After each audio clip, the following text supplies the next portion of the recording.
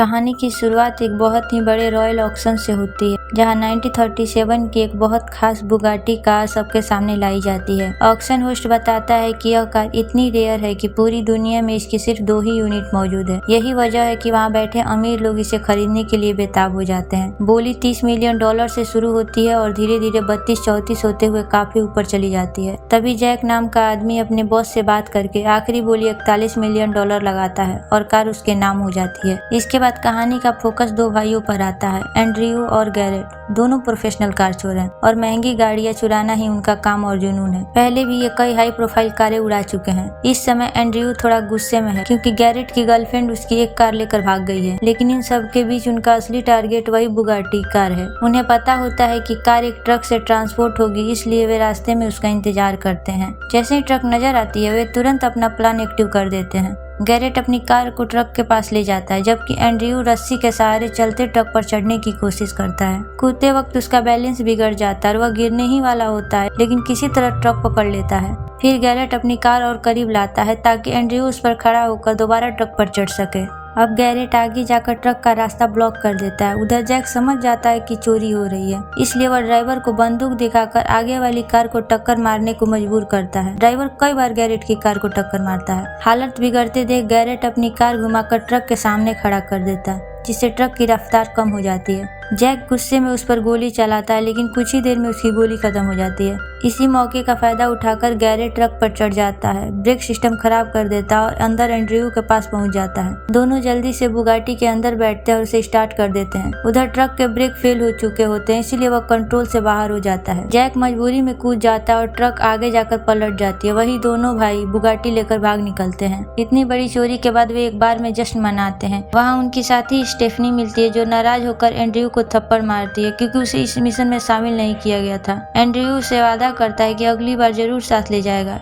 यही साफ होता है कि वह भी उनकी टीम का हिस्सा है। अगले दिन वे कार बेचने के लिए जिमी के पास जाते हैं, जो पहले उन्हें काम देता था, लेकिन इस बार वह साफ मना कर देता है क्योंकि उसे समझ आ जाता है कि यह कार किसी बहुत खतरनाक आदमी का है। बहस होने पर वह अपने आदमियों से दोनों को पकड़वाता है और उनकी जमकर पिटाई होती है। जिमी फैसला करता है कि वह कार उसके असली मालिक को लौटा देगा। तभी जैक वहां पहुंच जाता है और कार वापस ले लेता है। डर के मारे जिमी कुछ नहीं बोल पाता। जब दोनों भाई होश में आते हैं तो खुद को बंधा हुआ पाते हैं। उनके सामने मोरियर नाम का एक आदमी होता है, वही बुगाटी का असली मालिक। वह एक बड़ा बिजनेसमैन है, लेकिन उसका असली चेहरा बहुत खतरनाक है। वह बताता है कि उसने गरीबी से उठकर अपराध के रास्ते से अपनी ताकत बनाई है। गुस्से में वह जिमी को उन्हीं के सामने मार देता है ताकि वह अपना डर दिखा सके। फिर वह उन्हें अपनी विशाल कार कलेक्शन दिखाता है, जहां दुनिया की सबसे महंगी और रेयर गाड़ियां रखी हैं। दोनों भाई यह देखकर हैरान रह जाते हैं। जब मोरियर उन्हें मारने वाला होता है तभी गैरेट एक चाल चलता है। वह कहता है कि वे उसके लिए एक और भी खास फरारी चुरा सकते हैं। एंड्रयू भी उसका साथ देता है और मैक्स नाम के आदमी के बारे में बताता है। मैक्स एक अमीर आदमी और बेहद होशियार इंसान है, जिसने बहुत कम उम्र में बड़ी सफलता हासिल कर ली है। उसके पास 1962 की एक यूनिट फरारी है, जो दुनिया में सिर्फ एक ही है और बहुत कीमती है। मोरियर और मैक्स एक दूसरे के दुश्मन है और मैक्स ने उसे भारी नुकसान पहुंचाया है, इसलिए मोरियर को यह प्लान पसंद आता है, लेकिन वह इसे आसान नहीं मानता। आखिरकार वह उन्हें सिर्फ 7 दिन का समय देता और कहता अगर फरारी नहीं आई तो दोनों की मौत पक्की है। इसके बाद उसके आदमी उन्हें पानी में फेंक देते हैं। एंड्रयू साफ समझ जाता है कि अब उनके पास बहुत कम समय है। अगर 1 हफ्ते के अंदर काम पूरा नहीं हुआ तो मोरियर उन्हें जिंदा नहीं छोड़ेगा।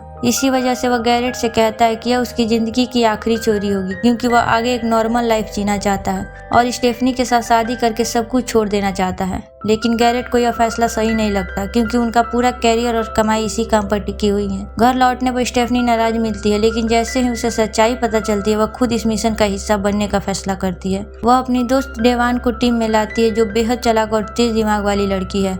वह लोगों को बिना शक हुए लूटने में माहिर है। उसके बाद टीम को और मजबूत बनाने के लिए एक एक्सप्लोसिव एक्सपर्ट यान को जोड़ा जाता है और 4 बेहतरीन ड्राइवर्स भी शामिल किए जाते हैं। अब टीम पूरी तरह तैयार हो जाती है। तभी एक नया ट्विस्ट आता है, जब लारान नाम का आदमी उनके पास आता है और खुद को मोरियर का कजिन बताता है। वह दावा करता है कि वह उनकी मदद करने आया है और उन्हें एक ऐसे इंसान तक ले जा सकता है जो सीधे मैक्स से जुड़ा हुआ है। वे लोग कौन से मिलते हैं, लेकिन वह तुरंत भरोसा नहीं करता। तब उनकी काबिलियत को परखने के लिए वह खतरनाक टेस्ट करता है। पहले टेस्ट में गैरेट अपनी ड्राइविंग स्किल दिखाकर सबको प्रभावित कर देता है, लेकिन असली चुनौती तब आती है जब उन्हें एक उड़ान भरते हुए प्लेन को रोकने के लिए कहा जाता है। यह काम लगभग नामुमकिन जैसा होता है, लेकिन वे रिस्क लेते हैं। पुलिस पीछा करती है, फिर भी वे रुकते नहीं। आखिर में गैरेट अपनी कार को प्लेन के इंजन में मार देता है, जिससे जोरदार धमाका होता है और प्लेन रुक जाती है। इस पागलपन भरे स्टंट के बाद कौन भी मान जाता है कि वे लोग सच में प्रोफेशनल हैं। इसके बाद वे सीधे मैक्स के पास जाते हैं। शुरू में मैक्स गुस्से में होता है, लेकिन जब उसे उसकी स्किल्स और प्लान के बारे में पता चलता है तो वह उनके साथ काम करने के लिए तैयार हो जाता है। इसी दौरान लारान चालाकी से मैक्स की सिगरेट कार कलेक्शन देखने की बात करता है।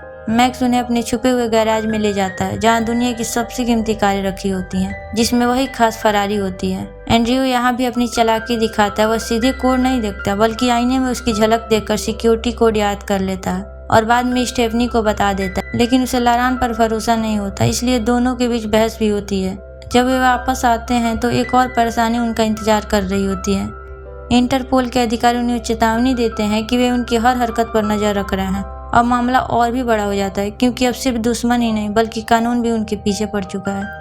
उधर स्टेफनी के साथ बुरा होता है। बाजार में उसे किडनैप करने की कोशिश होती है। वह समझदारी से बचने की कोशिश करती है, लेकिन आखिरकार पकड़ ली जाती है।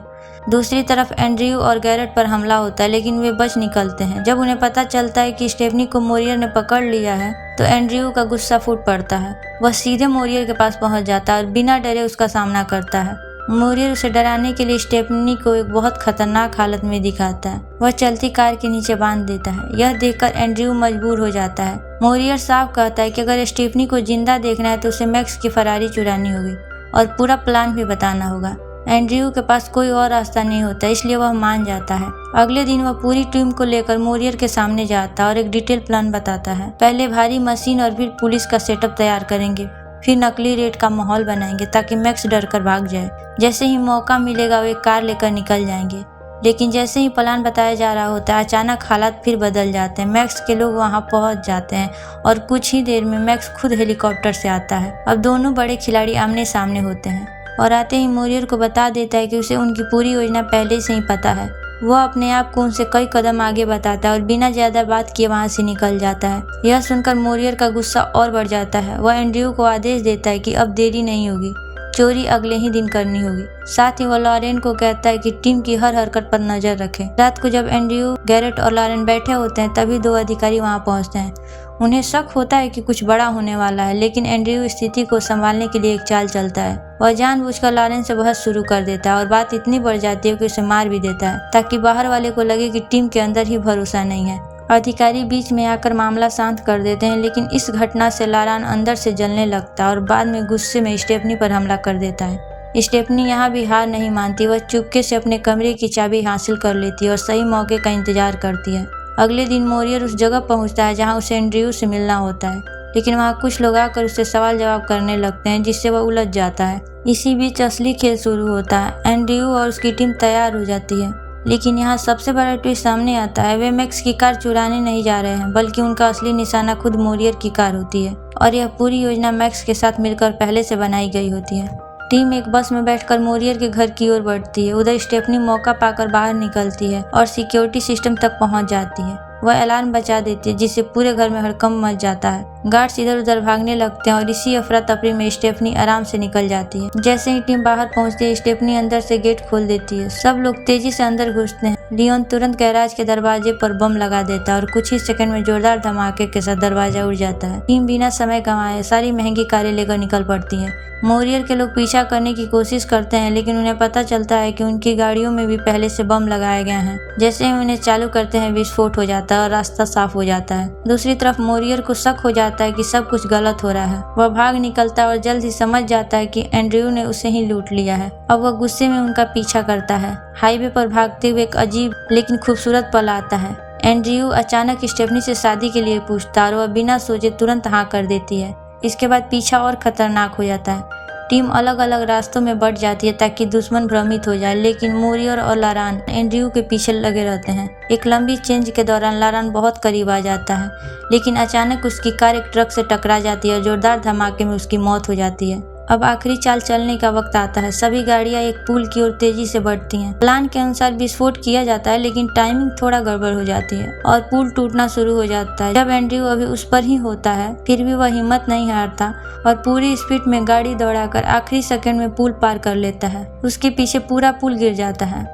मोरियर दूसरे रास्ते से पीछा जारी रखता है और आखिरकार पोर्ट तक पहुंच जाता है। वहां एंड्रयू और गैरेट उसका सामना करते हैं। एंड्रयू उससे कहता है कि अब खेल खत्म हो चुका है, लेकिन मोरियर नहीं मानता और सीधा उनकी तरफ गाड़ी दौड़ा देता है। तभी अचानक एक बस आकर उसकी कार से टकरा जाती है। जोरदार धमाका होता है और मोरियर की कहानी वहीं खत्म हो जाती है। उस बस को डेवान चला रही होती है और इसी मौके पर वह गैरेट से अपनी प्यार का इजहार भी कर देती है। इसके बाद टीम सारी चुराई हुई गाड़ियों को जहाज पर लाद देती है और मिशन पूरा हो जाता है। लेकिन असली मजा आखिरी में आता है। पता चलता है कि जो अधिकारी आए थे वे असली नहीं थे, बल्कि एंड्रयू के ही लोग थे। और सबसे बड़ा ट्विस्ट यह कि मैक्स भी इस पूरे खेल में शामिल था। असली प्लान बुगाटी चुराना नहीं, बल्कि उसे बहाना बनाकर मोरियर को फंसाना था। फिर भी कहानी यही नहीं रुकती। कुछ दिनों बाद डेवान उसी सिक्योरिटी कोड का इस्तेमाल करके मैक्स के गैराज में घुस जाता है और उसकी सारी कीमती फरारी चुरा लेता है। आखिर में एंड्रयू और उसकी टीम दोनों तरफ के बड़े खिलाड़ियों को मात देकर एक मास्टरमाइंड प्लान को अंजाम देते हैं।